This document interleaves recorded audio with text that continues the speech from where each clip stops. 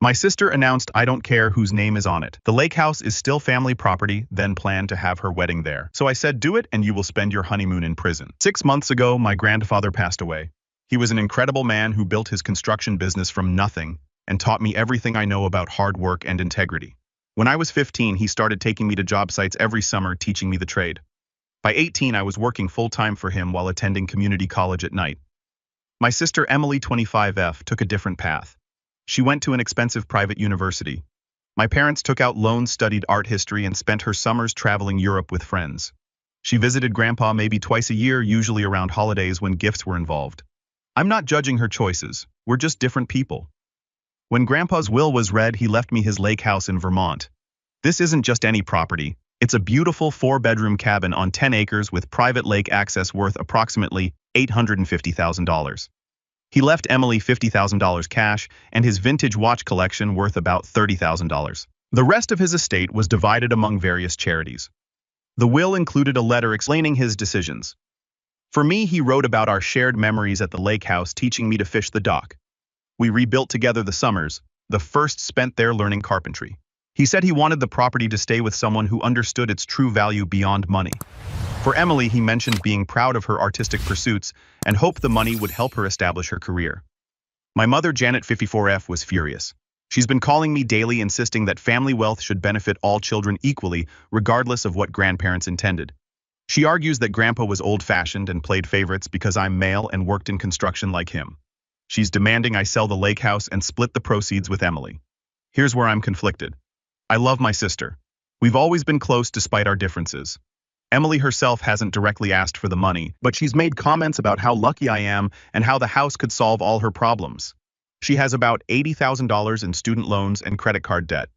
My mother has now involved extended family. Her sister, my aunt, called me selfish at Sunday dinner. My mom's brother said I'm disrespecting family values. They're all saying that Grandpa would have wanted us to take care of each other and that I'm being greedy by keeping the entire property. The thing is, I don't want to sell. Beyond the sentimental value, my wife Sarah and I have been planning to start a family, and we dream of our kids spending summers there like I did. We currently live in a small apartment in Boston, and this house represents a future we couldn't otherwise afford. My mother's latest argument is that I already have a stable career. I run my own construction company. Now, while Emily is struggling to find her path, she works part-time at a gallery and does freelance writing. She says it's my duty as the older brother to even things out. I've offered compromises. Emily can use the house whenever she wants. I'll pay for her flights to visit as she can have her wedding there someday. I'll help her with her loans for my own savings. But my mother says this isn't enough. She wants me to either sell and split the money or buy Emily out for $400,000, half the value minus her inheritance. Reddit AITAH for keeping my grandfather's lake house even though it created an unfair inheritance split. Update 1 posted 3 weeks later. Well, this escalated quickly. Thank you to everyone who responded to my original post. The consensus was pretty clear. I'm NTA and should honor my grandfather's wishes. I felt validated but was still hoping to find a peaceful resolution. That hope died this weekend. I need to provide some background first. After my original post, I had a long conversation with Emily. She admitted she was hurt by the inheritance disparity, but said she understood Grandpa's reasoning. We hugged it out, and I thought we were good. I reiterated all my previous offers and even added that I'd help her with a down payment on a condo when she's ready. She seemed genuinely grateful. My mother, however, doubled down. She started a family group chat titled Fairness for Emily, where she shared articles about inheritance inequality and how it destroys families. I muted the chat, but my wife Sarah showed me the highlights. Janet was building a case that I was a manipulative son who poisoned Grandpa against his own granddaughter. Last Thursday, Emily called me excitedly about her boyfriend Mark proposing. I was thrilled for her and immediately offered the lake house for their wedding. She squealed with joy and started talking about a rustic, elegant summer wedding next June. Fast forward to Sunday. Sarah and I drove up to the lake house for the weekend to do some maintenance. The place needed work. Grandpa had been ill for 2 years, and things had been neglected. We arrived to find 3 cars in the driveway. Emily's marks and a van labeled Evergreen Wedding Planning. Inside, Emily was showing a wedding planner around my house like she owned it. They were discussing removing walls to open up the flow and talking about updating the dated kitchen for the reception. The planner was taking measurements and photos of every room. When I asked what was happening, Emily cheerfully announced she was getting a head start on planning our family lake house wedding. Note the pronoun. The wedding planner handed me her card and said she was so excited to transform this hidden gem into a venue. I pulled Emily aside and reminded her that this was my house, not a family property. She rolled her eyes and said, "Come on, James, we both know Mom's right. This place should belong to both of us. I'm just planning my wedding at my family's lake house." That's when I noticed she'd already posted on Instagram. "Can't wait to marry my best friend at our family's beautiful lake property. 2 hearts, Hamburg lake house wedding, Hamburg family estate, and Hamburg blessed." I told everyone they needed to leave. Emily started crying, saying I was ruining her engagement joy and being controlling about a house I didn't even pay for. Mark tried to mediate, suggesting we all calm down and discuss this like family. The wedding planner looked mortified and quickly left. Emily called our mother, who arrived within an hour. She lives 40 minutes away, so she must have sped. Janet walked in like she owned the place, didn't even acknowledge Sarah, and started berating me about traumatizing Emily during her special planning day. The argument that followed was ugly. Highlights included Janet saying Grandpa was mentally declining when he wrote the will, Emily claiming I manipulated a sick old man for financial gain, Janet threatening to contest the will. The estate lawyer already told me she has no grounds, Emily sobbing that I'm stealing her dream wedding venue, and my mother calling Sarah a gold digger who hit the jackpot. That last comment was when I lost it. Sarah grew up in foster care, worked 3 jobs to put herself through nursing school, and has never asked me for anything. She actually insisted on a prenup before we married to prove she wasn't after money. I told them all to leave my property immediately, or I'd call the police for trespassing. Emily screamed that I couldn't ban her from her inheritance. Janet said I was dead to her unless I did the right thing. They left, but not before Emily posted a tearful video on Facebook about how her brother was gatekeeping family property and ruining her wedding dreams. The post went viral in our extended family. I've received dozens of messages calling me heartless, selfish, and not the man Grandpa raised. Sarah and I spent the rest of the weekend in silence, fixing up the dock and trying to process what happened. I found myself talking to Grandpa's picture, apologizing for the drama around his beloved lake house. I've now explicitly revoked my offer to host Emily's wedding. I've also installed security cameras and changed the locks. Emily apparently had made copies of the spare key. My lawyer friend says I should document everything in case they escalate. The family group chat has exploded. Cousins I haven't spoken to in years are weighing in. My dad, who divorced my mom 10 years ago, texted saying he's proud of me for standing my ground and that Grandpa would be too. That made me cry. I don't know how to fix this. I love my sister, but she's showing a side of herself I've never seen. My mother has always been controlling, but this level of manipulation is new. I'm starting to wonder if I ever really knew them. Edit. To clarify some questions. Yes, the will was properly executed with witnesses and a lawyer. Grandpa was evaluated by his doctor 2 months before changing the will, specifically to prevent challenges. The house has been legally transferred to my name. I have title insurance. I'm not worried about legal challenges, just the destruction of my family. Update 2 posted 2 months later. I genuinely never thought I'd be back with another update, but the situation has escalated beyond anything I could have imagined. Buckle up, because this is going to be long. After my last post, I followed Reddit's advice and went low contact with my mother and Emily. I didn't block them entirely. They're still family, but I restricted their social media access and only responded to actual emergencies. For about 3 weeks, things were relatively quiet. I should have known they were planning something. It started with a letter from a lawyer. Not a cease and desist or a lawsuit yet. It was a formal request for mediation to resolve the unfair distribution of the Patterson estate. Patterson was my grandfather's last name. The letter outlined their position that my grandfather was unduly influenced and that the will didn't reflect his true intentions of equal treatment for his grandchildren. I immediately contacted the estate attorney who handled Grandpa's will.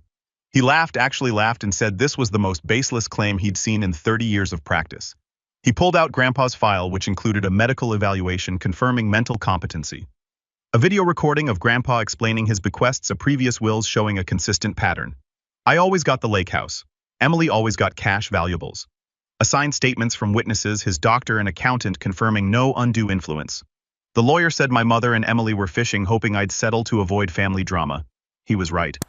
2 days later, Emily showed up at my construction company office with Mark and a different lawyer. She was wearing what I can only describe as a sympathy costume. No makeup, messy hair, clothes that looked deliberately wrinkled. The lawyer introduced himself as specializing in family inheritance disputes and handed me a document. They weren't just asking for half the lake house value anymore. The document demanded 50% of the lake house value, $425,000. Emotional distress damages for being excluded from the property, $100,000. A reimbursement for wedding venue changes, $50,000. A coverage of Emily's student loans since I got the educational advantage of working with Grandpa $80,000. Total $655,000. I actually laughed, which was apparently the wrong response. Emily burst into tears. I'm now convinced they were fake and wailed about how I was enjoying her misery. Mark comforted her while giving me a death glare. The lawyer said this was a generous offer to avoid a messy public trial. I asked them to leave. Emily's tears mysteriously stopped and she hissed, "You'll regret this, James. Mom was right about you." The mask had fully slipped. That evening I found out what she meant. Emily had started a GoFundMe titled, "Help Me Fight for My Grandfather's Legacy." The description was a masterpiece of manipulation. My name is Emily Patterson, and I'm heartbroken to share my story. When my beloved grandfather passed, I discovered he'd left our family's historic Lakehouse worth nearly $1 million solely to my older brother. This came as a shock, as Grandpa always said the house would be for the family. I believe my grandfather was pressured in his final years. My brother, who worked in Grandpa's construction business, had exclusive access to him while I was away at college, pursuing the education Grandpa always said he wanted for me. Now I'm drowning in student debt while my brother enjoys $1 million property. All I want is fairness to buy my own home, pay off my education, and honor what I believe were my grandfather's true wishes. Please help me fight for justice and family equality. She'd set the goal at $50,000 for legal fees. Within 24 hours, she'd raised $7,000, mostly from extended family and family friends who didn't know the whole story. The comments were brutal. James should be ashamed. A greedy men always push out the women in the family. Elder abuse is real. Report him. Emily, you deserve that house. Your grandfather would be heartbroken. I was advised not to respond publicly, but I couldn't help myself. I posted a single comment with facts. The will was legally sound with medical documentation. Emily received $8,000 in cash and valuables. I offered multiple compromises, including free use of the house. The inheritance reflected our different relationships with Grandpa. My comment was deleted within an hour. Emily had made me unable to comment on the post. Then came the social media campaign. Emily started posting old photos of her and Grandpa with captions like, "I miss you every day. I promise I'm fighting for what's right. Broken heart." She conveniently chose photos from when she was young, none from the past 10 years when she barely visited. My mother joined in posting essays about inheritance inequality and sexism in family wealth distribution. She started a hashtag National Justice for Emily. Their friends shared it. Local influencers picked it up. A regional news blog ran a story, "Local woman fights for fair inheritance after grandfather leaves everything to brother." The reporter had only interviewed Emily and my mother. When I reached out to give my side, I was told they were focusing on the human interest angle of women's inheritance rights. They didn't mention that Emily had inherited significant money, just that her brother got the family estate. The pressure mounted. I received daily calls from family members saying just give her something to make this stop. Messages from high school friends asking how I could do this to Emily. One-star reviews on my company's Google page calling me a thief and elder abuser. A petition at my church to encourage James to do the right thing. Sarah was harassed at her hospital. Someone left printouts of Emily's GoFundMe in the break room with, "Is this your husband?" written on them. Her coworkers started treating her differently. One nurse asked if she was proud of marrying into stolen money. We drove to the Lakehouse to escape for a weekend only to find a for sale sign in the yard. Emily had called a realtor and pretended to be the owner. The realtor was showing the property to a couple when we arrived. I had to show documentation proving ownership and threatened legal action before they left. That night, while Sarah and I sat on the dock trying to find peace, I made a decision. I called my lawyer and told him to prepare a cease and desist letter, not just for the harassment, but for the defamation, the GoFundMe fraud, and the attempted sale of my property. I also did something Grandpa would have approved of. I documented everything. Every post, every message, every false claim. I created a timeline showing Emily's actual relationship with Grandpa. The missed birthdays, the unreturned calls, the visits that only happened when she needed money. Most importantly, I digitized something I'd forgotten about. Grandpa's journals. He'd kept detailed diaries for 40 years. The entries about Emily were heartbreaking. Emily's birthday today. Sent a card and check. No thank you call. Invited Emily to the lake for 4th of July. She said she had plans with friends. Later saw photos of her at a beach house party. Emily needed money for books. Sent $500. James told me he saw her post about her new designer purse the next day. Last will appointment today. Lawyer asked about Emily. Told him she's getting cash easier for her to use. The lake should go to someone who sees it as more than property value. That last entry was dated just 2 months before he died, when my mother claims he was mentally declining. I'm meeting with my lawyer tomorrow to discuss next steps. I'm done trying to preserve relationships with people who only see dollar signs where memories should be. Grandpa didn't leave me just a house. He left me a reminder of what real family looks like. It looks like summer mornings learning to fish, afternoons rebuilding a dock, evenings listening to stories on the porch. Emily and my mother have made their choice. They've chosen greed over family, lies over truth, manipulation over love. I'm choosing to honor the man who actually knew what family meant. I'll update once more after the legal proceedings, whatever form they take. To those who've supported me through this, thank you. Your voices have helped me stay strong when family tried to break me down.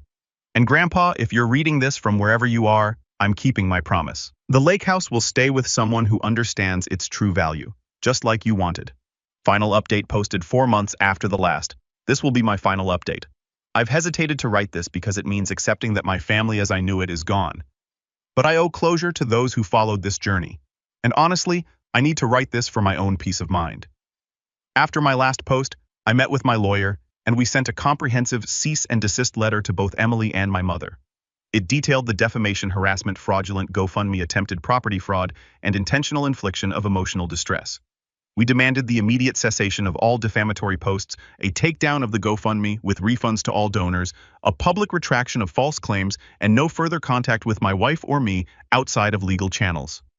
Emily's response came within 48 hours, not through her lawyer, but through a Facebook Live video. She sat in her apartment surrounded by tissues, crying about how her abusive brother was now trying to silence her with legal intimidation. She claimed I was weaponizing wealth to oppress her and painted herself as a David fighting Goliath. The video went viral in our community. #Justice for Emily became #StandWithEmily. Local news picked it up. The narrative was compelling. Wealthy contractor uses lawyers to silence struggling artist sister fighting for her inheritance. The truth didn't matter anymore. The story did. What Emily didn't realize was that going public meant everything became fair game. My lawyer had warned them that continued defamation would result in us releasing evidence. They called our bluff. We didn't bluff. We created a simple website, The Truth About the Patterson Estate. On it, we posted the full will with Grandpa's letter explaining his decisions. The medical competency evaluation, the video of Grandpa explaining his requests, excerpts from his journals showing the relationship patterns. A documentation of what Emily actually inherited, $80,000 value. A screenshots of Emily's social media from the past 5 years showing her lavish lifestyle while claiming poverty. A proof that her student loans were actually 40% credit card debt from shopping. And the offers I'd made that she rejected. The most damning evidence was a series of texts between Emily and her friend that we legally obtained during discovery. Emily had written, "Once I get James to crack, I'm buying a condo in Back Bay. Mom says if we keep the pressure up, he'll pay us off to make it go away. And the GoFundMe is genius. Even if we don't win legally, I'll have enough for a down payment." These idiots actually believe I was close with Grandpa. The backlash was swift. The GoFundMe was investigated and shut down. Emily had to refund over $15,000 in donations. Several family members who donated called me apologizing, saying they'd been blinded by her tears. But my mother doubled down. She filed an actual lawsuit contesting the will. Her grounds: undue influence and lack of testamentary capacity. She hired an expensive lawyer convinced she could win. The trial was last month. It lasted 3 days. My mother's lawyer painted me as a calculating manipulator who'd isolated a dying old man. They brought in a psychologist who'd never met Grandpa to testify about theoretical cognitive decline. They presented Emily as a loving granddaughter denied her birthright. Our defense was simple facts. Grandpa's doctor testified about his mental sharpness. His accountant explained how Grandpa had discussed the will rationally. We played the video where Grandpa, clear-eyed and articulate, explained, "I'm leaving the lake house to James because he understands what I built there. It's not about the money, it's about the memories, the traditions, the values." Emily is a lovely girl, but she sees things differently. The cash will serve her better. I hope she uses it wisely. The judge's ruling was swift and harsh. Not only did he uphold the will, but he also ordered my mother and Emily to pay my legal fees for bringing a frivolous lawsuit intended to harass. He called their actions a cynical attempt to override the clear wishes of the deceased. The aftermath was brutal. My mother sent me one final email. "You may have one legally, but you've lost your family. I hope that house was worth your sister and mother. Don't contact us again." Emily posted a final Instagram story. Sometimes you learn who people really are when money's involved. Moving on and healing from toxic family. Sparkles. The irony wasn't lost on me. But here's where the story takes an unexpected turn. About 2 weeks after the trial, I received a call from Mark, Emily's fiancé. He asked to meet privately. Over coffee, he told me he'd ended their engagement. I couldn't marry someone who could lie so easily, he said, when she cried in your office that day. She'd practiced in the mirror that morning. The whole thing was planned. I thought I knew her, but the person I saw during this, that wasn't the woman I proposed to. He also revealed that Emily had already spent her entire inheritance. The $50,000 cash gone in 6 months on a luxury car lease, designer clothes, and a trip to Bali, where she did a healing retreat that cost $15,000. The watches sold immediately for less than half their value because she didn't bother getting them properly appraised. She kept saying once she got your Lakehouse money, we could have the perfect life, Mark said. But I realized there would always be another thing she deserved, another person who owed her something. Last week I received a letter forwarded from Emily's last known address. It was from a debt collection agency. She listed me as a reference on a loan application claiming I was her business partner. The debt collector wanted to know about our joint business ventures. I had my lawyer respond with a cease and desist. Through mutual friends, I've learned Emily is living with our mother after being evicted from her apartment as she's telling people she's writing a book about inheritance trauma. She started a new GoFundMe for her art therapy practice. She has no certification. She's engaged again to someone she met 2 months ago who understands her struggle. My mother has told the extended family that I'm dead to her. She's created an elaborate narrative where I'm a monster who stole from his sister. Some believe her, many don't. I've stopped caring. Sarah and I spent last weekend at the Lakehouse. We finished all the repairs. The dock is rebuilt. The kitchen is updated properly, not the way Emily's wedding planner envisioned. We found out we're expecting our first child, a boy. We're planning to name him Thomas after Grandpa. As I sat on the dock watching the sunset, I thought about what this whole experience has taught me. One, people will show you who they are when money's involved. Emily and my mother revealed themselves completely. The inheritance didn't change them, it exposed them. 2, family isn't about blood. My real family is Sarah, our coming son, my dad who supported me, and the memory of a grandfather who knew me better than I knew myself. 3, honor the wishes of those who've passed. Grandpa knew exactly what he was doing. He saw what I was too blind to see for years. 4, document everything. The journals, the video, the medical records, they saved me from a false narrative that almost became truth. 5, sometimes losing family, actually gaining freedom. I mourn the family I thought I had, not the one I actually had. To those facing similar situations, stand your ground. Honor the deceased's wishes. Don't let emotional manipulation override legal documents. And remember, someone who truly loves you won't try to take what was freely given to you by someone else. Grandpa's Lakehouse is more than property. It's a testament to a man who valued character over blood, effort over entitlement, and truth over manipulation. Every time I cast a line off the dock, we rebuilt together. I thank him for seeing what I couldn't. Emily and my mother made their choices. They chose greed over gratitude, lies over love, manipulation over memory. They'll have to live with that. I've chosen peace, truth, and the legacy of a man who knew that family isn't about splitting everything equally. It's about giving what's right to those who've earned it through love, time, and genuine connection. This Lakehouse isn't my inheritance. My inheritance is the knowledge that I stood for what was right, even when it cost me everything I thought I had. Thank you all for your support through this journey. I won't be updating again. It's time to stop looking back and start building the future Grandpa envisioned when he left me this gift. To Grandpa, I kept my promise. The Lakehouse remains with someone who sees its true value. Your legacy lives on, not in the timber and stone, but in the lessons you taught and the man you helped me become. Until we meet again at that great lake in the sky, tight lines and following seas.